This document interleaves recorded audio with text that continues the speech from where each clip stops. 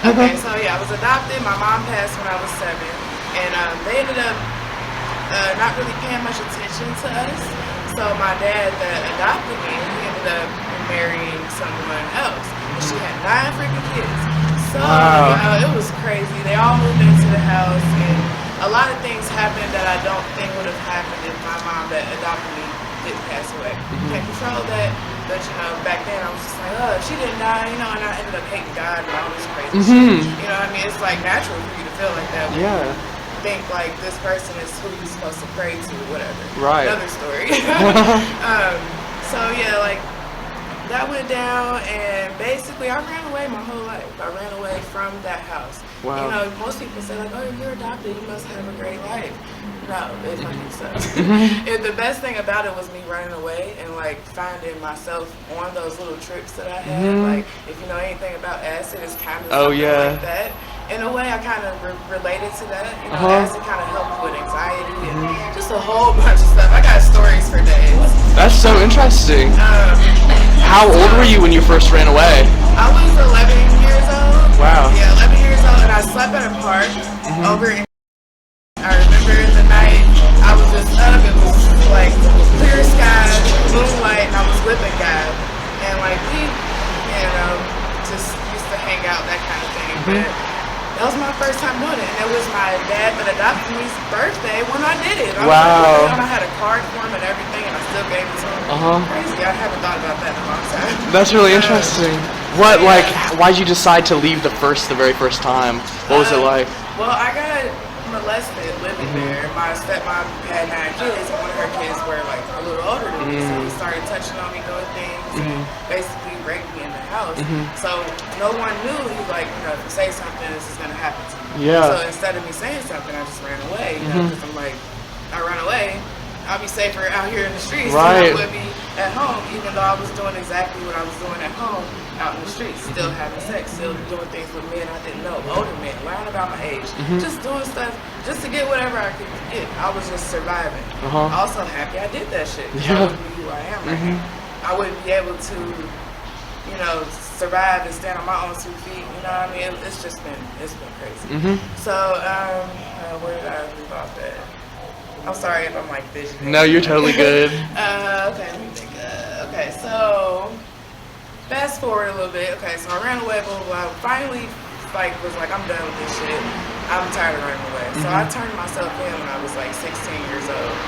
So are you saying that you were like gone for the entirety of that time? No, I ran away for like 3 months, go back home for like 3 months, run away again. The longest I was ever gone was 6 months. Okay. And I was actually like living with a guy, like playing this whole 25-year-old lifestyle. Wow. I'm 28 right now, and I was doing that when I was like 12 and 13. That's insane. So, yeah, and so did he believe that you were older? Yeah. Wow. Yeah, it's not trying to be like that, but like they see a pretty face, nice body, they don't care. Right. They're just like, oh, she got nothing to do, she willing to give me sex, I'm willing to do whatever she needs me to do. And like back then, it wasn't like how it is now. Now I would never do that shit. I would never do that shit because people are like getting raped and killed. Yeah. Just like all that kind of stuff that I didn't even think about. Like I know I had a guardian angel, which was my mom that adopted me. This is her. I had got a tattoo for her. Maybe when I was like 17 years old. So yeah, and it's just, I felt like she was really watching over me and really just protecting me, even though I was doing like the craziest things to survive. I had to do it. Yeah. Now I'm not doing any of that. Now I'm on the spiritual realm, and oh, wonderful. I don't even go by Crystal anymore. I kind of go by a different name. I just say Crystal just because I don't know why. Interesting. But I go by Xantha, like everybody. Xantha? Yeah, everybody calls me Xantha Joy, and that's just me kind of reinventing myself and like realizing the name that I was given at birth really wasn't a name thought of like deeply, because I'm so deep with everything. I'm like, my name wasn't thought of. They just slapped the name on me. Oh, little light-skinned girl. Let's just give her the perfect name, Crystal. Like, it just wasn't thought of. When I'm pregnant, I want to, manifest the name and have a meaning behind like, why my child is named this. So, about 5 years ago, I just decided to just, not change it officially, but I want to, you know what I mean? So, that's that. Wow. But I ended up meeting my biological family when I was 23 years old. John Kasich opened up Adoption Vows, and I just went online, sent my stuff into Columbus, $20, and they ended up sending it back, and it was a birth certificate with my mom's name and her address. So I looked her name up on Google, and I just looked up like the most recent addresses, and I knocked on all the doors, and the last one was her. She opened the door, and she's like, "Oh my God," you know. She was on pills real bad. My dad was on heroin, so you know, of course, I don't know, there's a whole story behind that. I'm just jumping into other stories, but that's why I'm like, I got stories for it. Yeah, that's like, wonderful. This is It so seems funny. it's very Y'all walk important. past Yeah. me, like this is really, I love this kind of stuff. Good. It's like this is the universe. Yes. Okay. So yeah, I met them. That didn't go well. You know, I kind of imagined like it would be like, oh my God, mom, daughter. Because my mom passed when I was so young. I really yearned for that connection, and it was just total opposite. And then it just made me realize like you were adopted for a reason. I was born at 555. That's one thing in itself. If you're in the numbers, you know, 555 is a very powerful. When moving forward, things are going to be better type shit. But it really wasn't better until now. But it doesn't have to happen when you think it's supposed to happen. If I was perfect at 1 year old, it wouldn't have affected me any good. Now I'm living it, you know what I mean? I'm happy I went through those things. Yeah. It's so crazy. So, met them, got an older sister, got a younger brother. I'm the middle child, and my dad that gave me up for adoption, he kind of had other kids too. I have a brother that's like 6 months older than me, but we don't really know if that's my dad because we never did a DNA test. So whatever.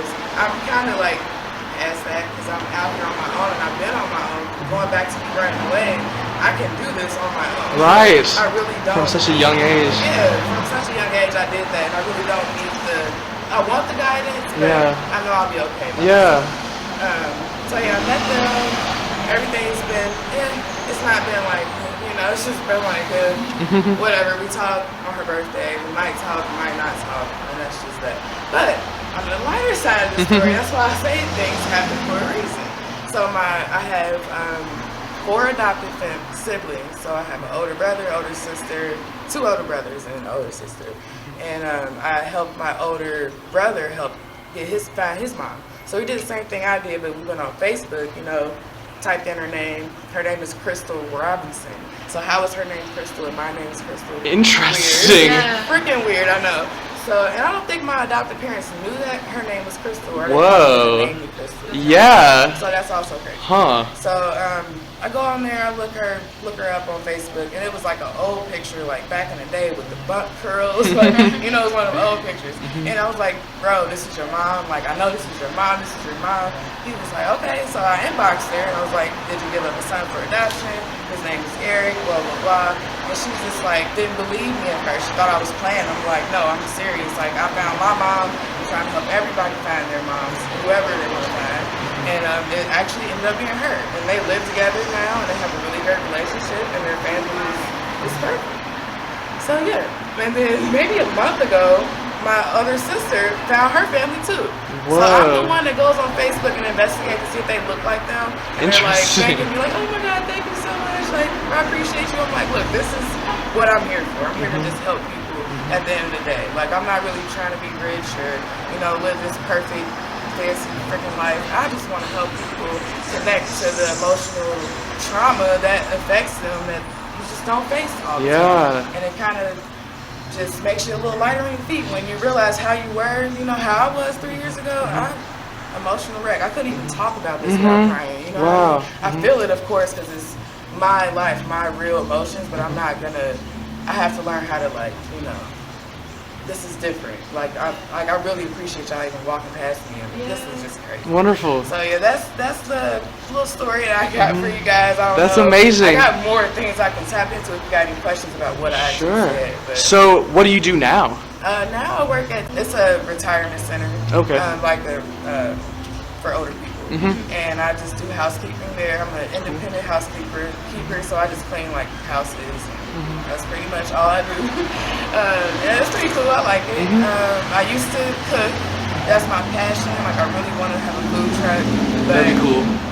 Learning. Yes, I want to do vegan food. I was actually going to So, Oh, nice. I went there for the first time like yesterday. really, my best friend did too. And she's like, you need to go. And I'm like, all right, bitch, I'm hungry, I'm high, let's go. Yeah, I wanted to cook. Like, that's really what I want to do. But I was working down at Family Market, and I was working at this specific vegan place, and I just had to walk away from food. Like, my nephew ended up passing away, and it was just so much going on. Like, around this time last year, I just came full circle talking to y'all. Like, Wow. I was really fucked up last year. Really fucked up, like just emotionally depressed. So yeah. That's wonderful. Yeah, it feels good to overcome it. Of course, like it's not easy out here. It's like, oh, there's so much violence. Go to college, do this. Like, no, like you gotta really look inside of you sometimes, because you can't even focus on the things you need to. Anxiety, depression, I think that those kind of things are eating people alive. And then, we got a lot of people that commit suicide, those kind of things. Like, I know a lot of people that's done that. And then growing up, going to 2020, the juvenile detention center, I know a lot of girls that just they don't look like how they looked back then. You know what I mean? Like, you could tell drugs and just life just took over. And I don't look like that. I'm just so happy that I found a way out of this shit. Yeah. Man, I could have had 5 kids right now. I have no kids. Yeah. I don't have no diseases that I can't get rid of. I'm like, I feel fine. Like, it's just crazy that I thought I was gonna have kids. I thought I was gonna be, unhappy. I was unhappy, but I worked on that shit. I got through that shit. That's wonderful. Do you have advice for people about how to get out of that? How to get through that? I would say just look into yourself. Honestly, going to other people, it helps, but yourself is you have to deal with you at the end of the day. You're in your bed at the end of the day by yourself. Nobody is gonna be there at that time. So you need to know that you're strong, you can do it, you can get through it. There are people that's been through a lot worse. A lot worse. A lot worse. And I feel like I've been through a lot of shit.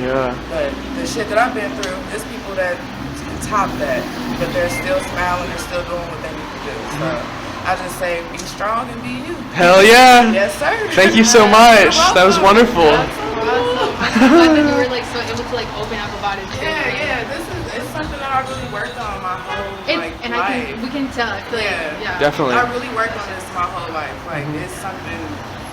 I just felt. Oh God, it's just so much stuff I went through. Like, in that whole lifestyle with that family, and I love my adopted family, I do. But I just know there were certain things that they didn't pay attention to. Like with my mom passing, him getting married 8 months later, I'm like, yo, what the fuck? And then this new Jamaican lady comes in and she's beating us and talking about her mom. This is a whole, a lot of details I couldn't get into, because then I would have spent off on a whole other story. One time she beat me with a dustpan. She really did, you know what I mean? So it's just, those kind of things you shouldn't have to go through at such a young age. I mean, death you can't control, but you can control how someone treats you. When you go to your parent and you're like, I don't like this lady, she's this and this. You should not ever choose a woman over your kids. Absolutely. Ever. Or a man over your kids, or anybody over your kids for that matter, because at the end of the day, who's going to take care of you when you're in the hospital on your dying deathbed? Not the lady that's going to be on her dying deathbed right next to you. You know what I mean? I'm just saying. So it's definitely been a learning experience, and just setting boundaries around myself and realizing if I only have 5 people that fuck with me, that's cool. Because I'd rather not have 30 fake people around me than to have 5 genuine people that actually care about my well-being. They actually respect me and what I'm about. So I really just, this whole conversation just really whoa, this made me think about last year. That's amazing. Yeah. Wow. I was in a relationship for 2 years, and we were getting bad. He ended up putting his hands on me. So we ended up breaking up March 27th of last year. And then my nephew passed May 8th. He was only 4 months old. I got this tattoo for him too. I got this maybe a month ago, actually. So yeah, he was a little baby. He ended up passing. So when that happened, that's when I fell into my depression. So it's a year later, and I really I know I have my days, of course, it's only really connected to my nephew at this point, because I've already worked on my mom, and I've already worked on the loss of her, and but I didn't really focus on the loss of my mom until I was 16 years old. I didn't feel it until then. Right. I didn't get the chance to. They're like, move her out the way. New lady coming in. Right. This is your And mom you're so now. young, you know. I'm 7 years old. I remember the day she died. I was like, I wish it was me. And like, Wow. ever since that day, I was like, I wish it was me. Wow. Because I don't understand this shit. Yeah. Nobody's explaining to me like, why does death happen? Where does this come from? You know what I mean? Like, is it really like, what kind of spirit? Like, no, I was never guided to like, what do you like to paint? Do you like to draw? I was just like Cinderella. Like, real talk. I cleaned, I cooked, went to school, couldn't talk to boys. I was put on birth control. Wasn't having sex when I was like at home. Of course, when I was on the run, I was having sex. Never got pregnant. So I'm just like, why are you on me? And all her kids had kids at 17 years old. And I'm the one that's still out here. Like, it just makes no sense. But it just makes me realize how grateful and thankful I am to go through everything I went through. And to be able to tell a story for other people. To know, like, she's been through some of the same type of shit I've been through. Right. And I also want to do that for, like, younger teenage women. Yeah. Like, just speak to them, let them know, like, it's okay. The things you did, it happened. When you're my age, when you get older, you're going to realize you needed to do that shit. It happened. I'm not saying your parents were happy, you know, you went to jail, whatever. It happened. But when you get older and you actually overcome that shit and you change your life, then you'll be like, yes, I'm happy I did that shit. I needed to do that shit, or I wouldn't be who I am. Yeah. Period. Do you have like a spiritual sense of like, do you feel like this world and everything that happens has a purpose behind it? I do. I do feel like everything happens for a reason. And that's kind of my little motto, kind of I go through, like, everything does happen for a reason. I meet like this, meeting people for a reason. Or it's just, like, even with my nephew passing, things happen for a reason. Like, I don't know the deep reason behind it. I'll never really know. But I just know that gives me some type of comfort. Like, it's a reason behind it. I won't see it now. I may see it in my next life. You never know. Like, because I'm a very spiritual person. I believe we are preparing for our next life. This is not real. Like, this shit is made up. Like, and you see the shit that's happening, like, I don't pay attention to it, but when I see it, I'm like, this is bullshit. Yeah. This is bullshit. This is straight bullshit. So I just live my life like, Yes. you know what, fuck you. Like, I don't give a fuck. Because at the end of the day, they don't give a fuck about me. I could die tomorrow, my job will replace me in a week. Right. So, you know, I called off work yesterday. My boss is mad. I said, oh, well, I needed a day. I needed a self-care day. And even though I was off Saturday and Sunday, I still needed a day because I woke up not feeling good. And I'm like, okay, take the day. They can fire me. There's so many jobs around here. I'll find a job. Yeah. But my mental health won't find it. That's wonderful. If I go to work. Yeah. Because I'll be in there cleaning like, oh my God. Oh my God. I don't like that shit. You should not ever put yourself through that. Like when I was a child and I'm crying about things, they didn't pay attention. Or like I realized they didn't pay attention. So I would make up things as to why I was crying. Like, oh, my stomach hurt. When in reality, I was just missing my mom. You know what I mean? But they never talked about it with me, so I didn't feel comfortable enough to really say it anymore because it's like they don't care. They're just like, oh, well, you know, things happen. You know? I'm just like, what? Things happen. I'm 7 years old. You better explain to me like, better than that. But that woke me up, kind of made me like grow up faster. Like, you know, just everything I went through, like really did. So I just want to enjoy my life now. Yeah, wonderful. Yeah. Thank you so much. It's a whole other conversation. What's your name? Paula. I'm Paula. What's Caleb. your name? Caleb. Okay, this is so nice. Nice to meet you. I want to give you guys a hug. We're going to do it here. Yeah, we can do it. Yes. Thank you so much for sharing everything. I feel like I needed this. Like, like you're so powerful. Like, thank you. I thought you should be giving TED Talks. Yeah, literally, you should. You know, you really should. I'm sorry. I was like, oh my God, I'm touching. And you're not the first person that said that. That's why I need like a network to do that. I just don't know like people. It's just, you know, I need one person, like just one person I can be like, hey, can I come on your platform and speak for free? Like, I don't need I just want to talk. I don't know where to go or how to do it. I don't know either. I mean, my YouTube channel is very small, so I have a YouTube channel. It's a bunch of random stuff. It's very, very small, but one thing I was thinking of for you, so I'm graduating from a psychology degree.